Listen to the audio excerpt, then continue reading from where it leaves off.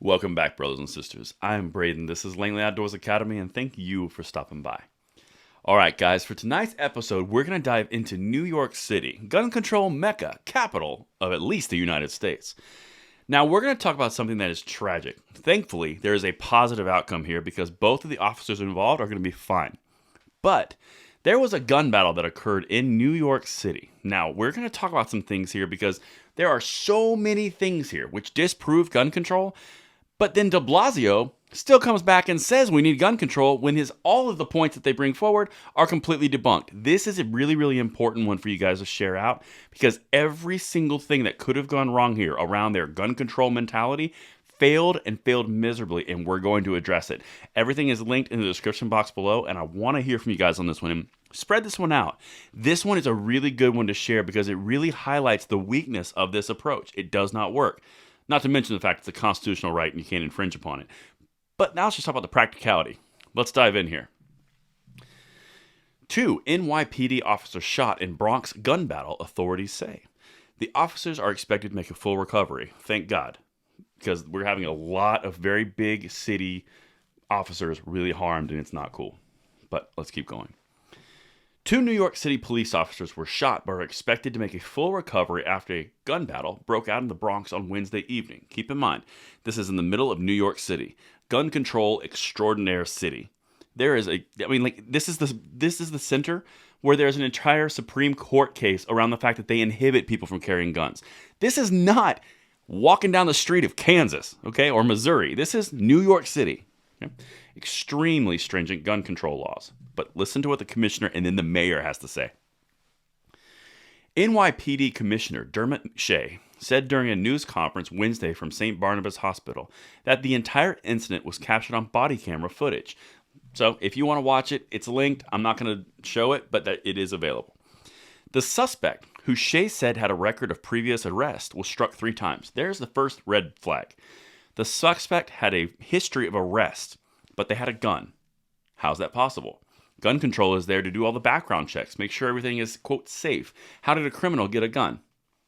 Let's keep going, because this is where it falls apart. When you look at how they apply practically their ideas, they fall apart hard. The firearm was reported stolen in Georgia last year, according to Shea. The body cam footage was not immediately released, but Shea said it indicates that the first shot was fired by the suspect and hit the female officer in the arm. That is the second female officer in a big, high-profile city that has extreme gun control that has taken a bullet because of the policies there. This is a criminal who was arrested multiple times. He couldn't pass a background check, but he still had a gun. You can put all the laws you want on legal firearm owners, but this person was not. This gun was also entered into the criminal underworld system through theft in Georgia a year ago. How does any of the laws, from a background check to any sort of red flag laws, stop this from occurring? It can't. All that it does is penalize the people who can pass those laws, the ones who can legally own guns, and that's the whole point. This is not about having guns on every street corner.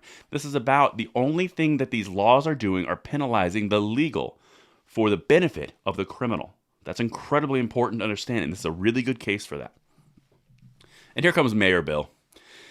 Mayor Bill de Blasio said the public can expect to learn more about the 2 officers in the days ahead, but he is thankful they're alive. And as I've mentioned a few times, I'm extremely grateful they're alive because these officers put their lives on the line every single day for other people.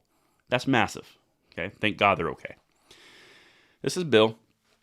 We also got to recognize there are too many guns out there. So another example of gun from out of state comes into our city and hurts a New Yorker, the mayor added. This is something we've got to deal with in a whole different way. Okay, just to put that in perspective, like I told you, this person had a previous arrest record. None of the red flags, none of the background checks, nothing would have stopped this person from getting a gun. It clearly didn't. The gun was stolen in Georgia by another criminal and then went through an underworld network, and then it ended up in the streets of New York City, even though it's a gun-controlled city a year ago. They call it the Iron Pipeline going straight up the East Coast. The point is, it made it there. It was initiated with crime. It is now a crime-affiliated gun. There is no background check system. A little newsflash, if they scrubbed off the serial number on this, this would be a, quote, ghost gun. Boo. The whole point here is these laws that they're putting in place and that they constantly say that are the best thing to protect New Yorkers, all they do is inhibit the freedom of New Yorkers at the at the behest of these criminals. It does nothing. And even the mayor, after knowing all of these things, he has to stick to the party line of guns are the bad thing here, not the criminal, not the fact the gun was stolen or trafficked or any of those things, all of which that are illegal. We need to get more restrictions on the legal gun owners because they did nothing wrong, and this would have had no effect on the outcome of this case. And that consistently happens, and that's why I bring it to you. That's what I've got for you guys tonight, and I will see you tomorrow morning on the Bullet Points. I'm Braden. See you later.